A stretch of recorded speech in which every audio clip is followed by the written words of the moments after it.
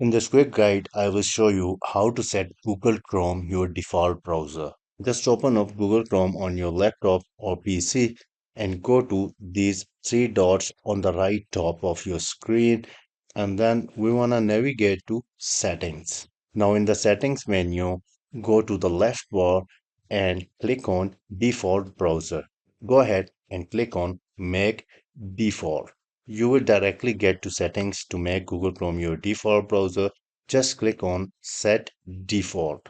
To verify, let's go back, refresh the setting page, and here you see Google Chrome is your default browser now.